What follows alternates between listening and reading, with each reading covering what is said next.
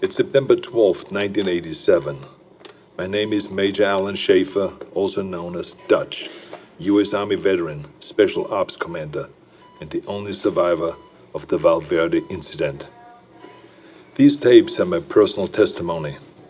Insurance. Should anything happen to me, what I found won't be lost. My team was brought in to rescue a Guatemala cabinet minister and his aide, who had been captured by guerrilla forces in Valverde. We located the downed helicopter, and the skinned bodies of those aboard hung in nearby trees, seemingly at the hands of guerrilla fighters. After assaulting their camp, it became clear that the mission was a setup. American intelligence had sent us to retrieve the captured agents who had been on recon for future military action. But none of that matters, because while we were clearing out the guerrillas, something was hunting us. An invisible killer tracked us as we made our way to the extraction point. In 24 hours, it wiped out my entire team. Rick Hawkins, Blaine Cooper, Mac Elliott, Billy Soul, Jorge Ramirez, and Al Dillon, the best soldiers I've ever known. Men I trusted with my life were butchered like animals. It was a nightmare. We walked in with guns, but it had perfect camouflage, advanced weaponry, and could see heat. It was strong and smart, a pitiless hunter. I waited, I watched, and when I understood it, when I saw how it hunted, I killed it. As it lay dying, in a final fuck you, it activated an explosive device. I barely escaped that blast. My radiation sickness and the crater of the explosion are the only evidence it ever was here. I have given my official statement to Agent Peter Keyes of the OWLF, but it's become clear I needed to investigate Valverde myself. Keyes was thorough, but he asked all the wrong questions. I mean, we have proof of alien life, but that life sees us as game. It's an alien whose first contact with humanity was to hunt us for sport. All Keyes cared about was the technology lost in the explosion. He can see the jungle for the trees. I see the threat. He sees the opportunity. Spies are all the same. I mean, we aren't people to them. We are assets. How many soldiers would he feed to those monsters just for a chance to steal from them or to learn from them? The government can't be trusted. So I will have to do this on my own. I'm cutting my treatment short and going off the grid. I will make my way back to South America to Valverde. I was told that there were stories about demons who make trophies of man. I'd like to hear those stories.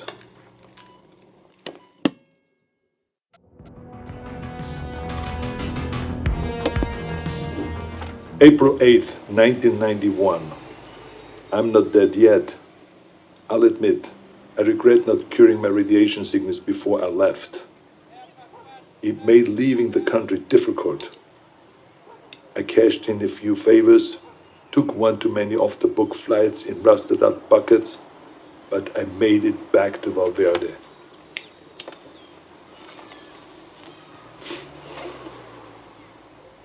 The area was on lockdown, sealed by American intelligence for study. The complex centered on a crater from the alien self-destruction. I found the scientists slumming in a local bar. A few drinks, a couple of threads later, he was ready to talk. It wasn't much, barely anything I didn't already know. The blast emitted a form of radiation they'd never seen before. Some believed it was extraterrestrial, some didn't. Either they're not too bright, or there's nothing to find. I decided to let them keep searching in vain. It kept them busy and off my trail. I've been touring villages and small towns using the cover of an author writing about South American folklore. I don't know if any of them bought in, but they took my money and told their stories. The closer they were to the jungle, the more stories of devils in the trees.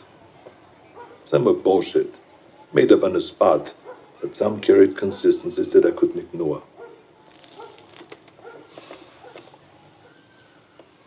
Whatever it was, the demons who make trophies of man, the devil of the trees, or the skull taker, the stories always began on the hottest summer that they could remember.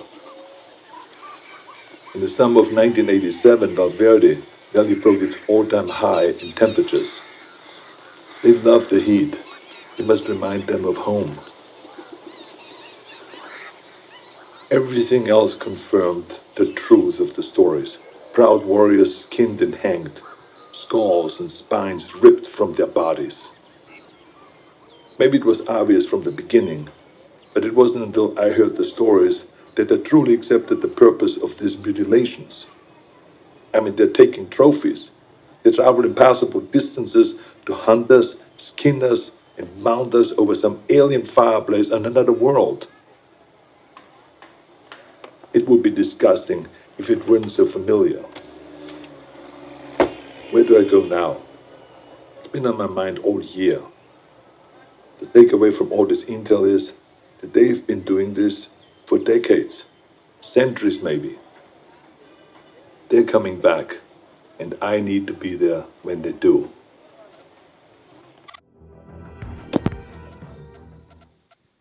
June 27th, 1992.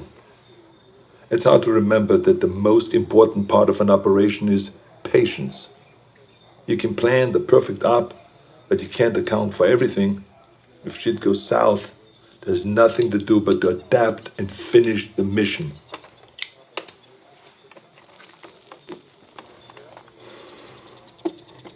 Sometimes you just get lucky. I was in the dock, 10 clicks downriver from the Valverde border, figuring out my next move. I was ready to pack it in. I thought that I learned everything that I could, that there was nothing left for me to find. The OWLF had abandoned the detonation site a year ago, and I thought that they already shipped back to America. That's when I saw Agent Peter Keyes tie his skiff to the dock. I haven't seen Keyes since I gave my official statement to him. It was impossible, but there he was, with three of his buddies. All agents. The clean, tidy outfits give them away all the time. They don't want to get down in the dirt, you see. That's what they pay soldiers to do. Keyes walked up, looked right at me, and shook my hand. With the radiation sickness, I've lost a lot of weight, so I thought that he maybe would not recognize me, but then he greeted me like we were old pals. Keyes is a good spy, saying nothing, implying everything. We spent the next few hours trading war stories at the bar. If you had heard us, you would never have suspected we were trading intel on an alien manhunter. His cover was that they have been looking for a serial killer, a sadist who has been operating in the area for years, hunting people like animals and then skinning them alive. Keyes wanted to talk about the monster, so it all came out in the cover story. In many ways, they were just a few steps behind, surveying villages for information, locating witnesses. He did confirm one thing that I only considered. He told me how the killer chose his victims. They were always armed. A rifle, a pistol, a knife in the boot. He wasn't taking kids or random villages. He wanted a challenge. Whatever it was a hunter. And it killed for sport. I wish they were here for a military action, recon for an invasion. But the truth was so much worse. We are prey, animals, fit only to be hunted. Keyes and his buddies paid the tab and mine, but before he left, he winked at me and he said, "Stay out of the jungle. That's where he gets you." I tracked Keyes and his team for weeks, but they didn't learn anything new. Maybe they knew that I was there, maybe they didn't, I don't know. I've risked enough for now. I think it's time to disappear. Keep my ear to the ground. Be patient. March 3rd, 1996, Zaire. I thought I could wait. I thought...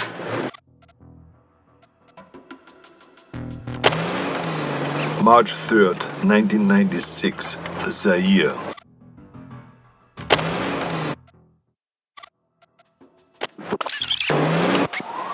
October 12th.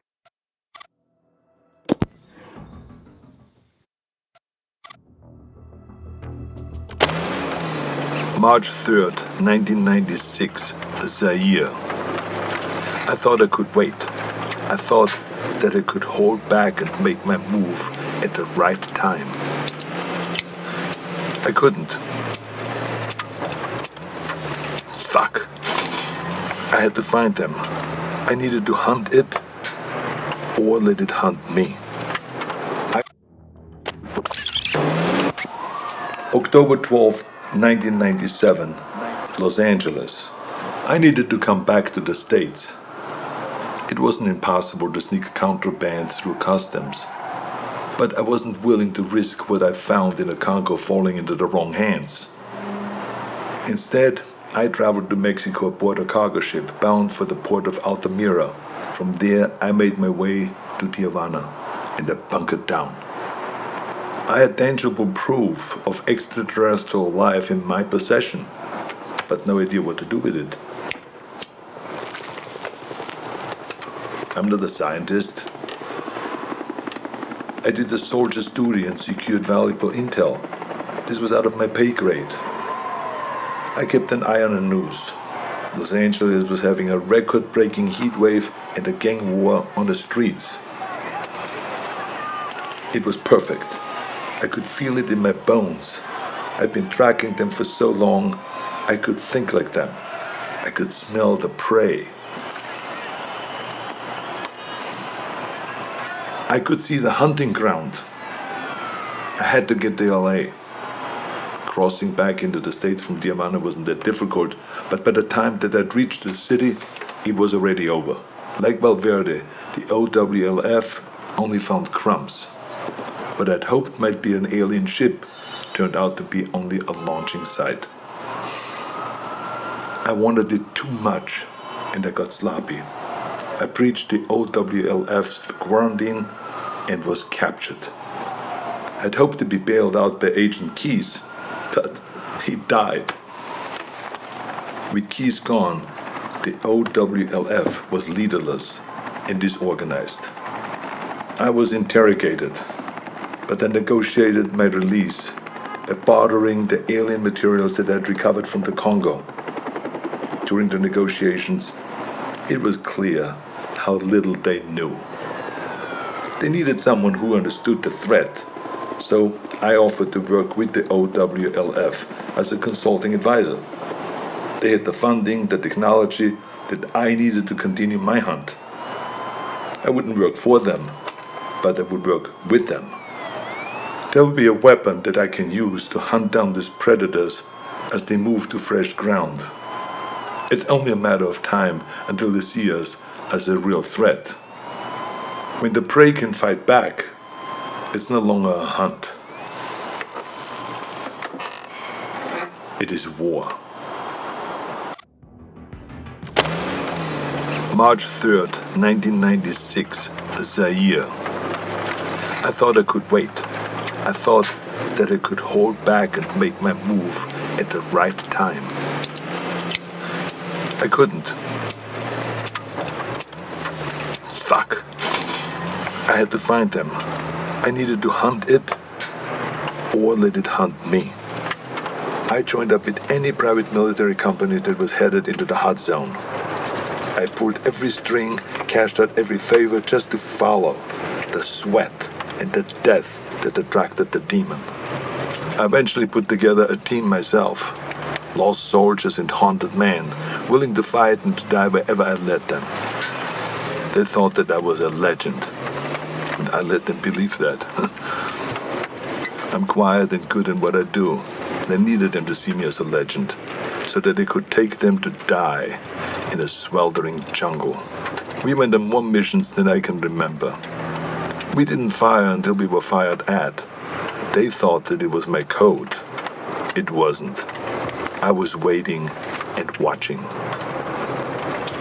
Our last mission was an evac up in the Congo. A private munition base had gone dark. When we arrived, they'd been dead for days. Bodies strung up on floodlights around the base, all of them skinned, some missing skulls and spines. We secured the site and waited for backup to arrive. In the heat of the day, I stared into the waves of heat coming off the concrete, thinking that any minute they might come alive as the invisible killer. And then they did. I didn't wait. I unloaded every round I had. Trusting me, my team fired in the same direction. It wasn't the first time I'd done it, but this time I knew what I was looking for. It was so fast, we couldn't hit it. We panicked, and stray rounds struck the crate of RPGs. And that explosion hit other munitions that exploded. By the time the smoke cleared, the demon was dead, but so were all my men. I took samples of its blood, pieces of its anatomy, and what tech that I could salvage. And then I burned everything. Then it disappeared. I never checked in with HQ. As far as I know, I was counted among the dead.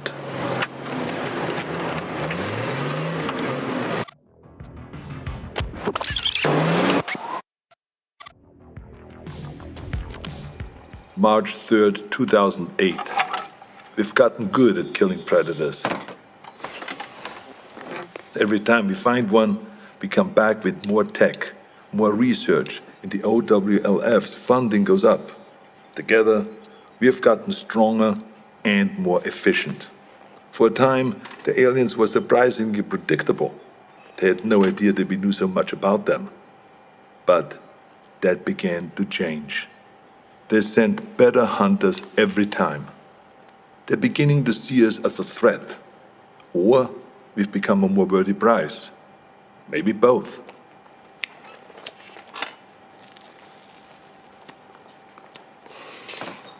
We know this because our last encounter was special. We weren't certain if they had any gender to speak of, but that changed when we came into contact with the female. She was smarter and deadlier. She didn't fuck around like the males did. She was direct, ruthless, and skilled. I was in Laos when we first came into contact with her. It was Valverde all over again. Her ambush wiped out my entire team. Only this time, she got me. In a small village, I lost track of her, just long enough for her to pin me with a razor net. Pinned against the wall, razors cutting into my face.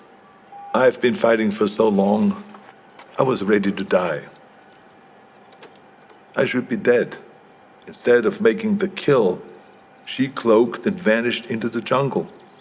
The net relaxed, and I escaped with my life, and a scar to remember her by. She spared me. Only me. Like she knew who I was. I returned to the exfil. My first failed mission in a long time. Are we going about this wrong? I mean, we've learned so much. But in doing so, have we made ourselves a bigger target? I can't stop thinking about something Napoleon said. You must not fight too often with one enemy, or you will teach them all your art of war. I started this believing that we were learning how to hunt them, or maybe she let me live to just be hunted another day. We were teaching them how to hunt us.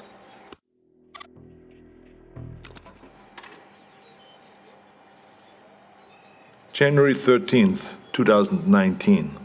I knew that the Predator's deployment to Earth would make it impossible to keep all of this a secret. Sooner or later there would be another player on the board. I'd hoped that it would be another agency, one that understood and respected the threat. Project Stargazer. Our initial intelligence on Stargazer was that they were capable, funded, but inexperienced. But they were smart. They took the OWLF's funding and got it shut down. Everyone we could identify in their group was a disavowed member of another agency, including the OWLF. Lacking strong leadership and a clear directive, they were sloppy and arrogant. They were aware of the Predator's threat, and while they had many of the pieces, they struggled to see the bigger picture. Stargazer was so far behind that we didn't see them as a threat until the event in Mexico. The recovered Predator escape pod was an extraordinary find for Stargazer, but the death toll was a heavy price to pay for taking a Predator captive.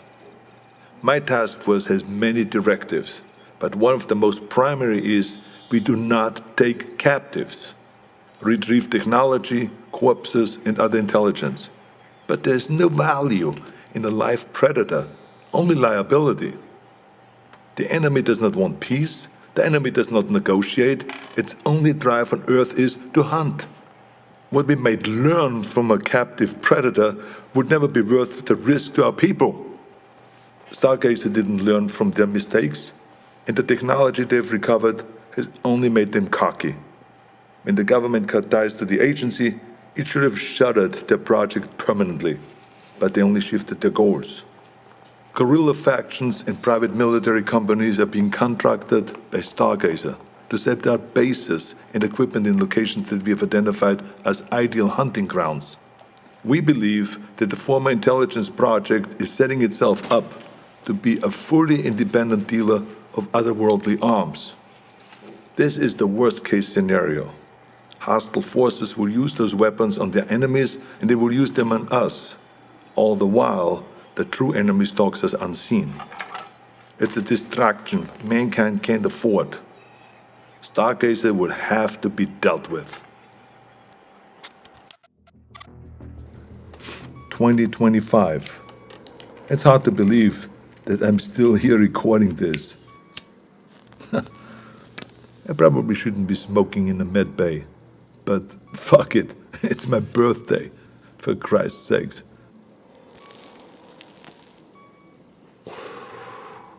I turned 78 today, but I'm out there hunting. I should be retired. I should be doing anything but this. My life shouldn't be possible. But the very thing that I hunt, that hunts me, is what's keeping me alive. As we began to understand the Predator's technology, we started to use it. A fight with a Predator female went bad and I was critically wounded. Dying, I agreed to experimentation. It worked. It worked so well that the cells in my body stopped aging. Pushing 80 now, I'm fighting like a man in his 40s. It's not the only experiment that I've been part of. I'm deadlier now than I was in Valverde. The OWLF has been fully reinstated. It's grown larger than ever before. We saved John Keyes from Stargazer. His father was Peter Keyes. I suppose you could say that he was a very dear acquaintance. His son is a gifted scientist. I worry about the future. The Earth is seeing unprecedented rise in heat and war. As the climate changes and the temperatures go up, more and more countries are becoming hunting grounds. We have killed so many of their kind, but they only send more.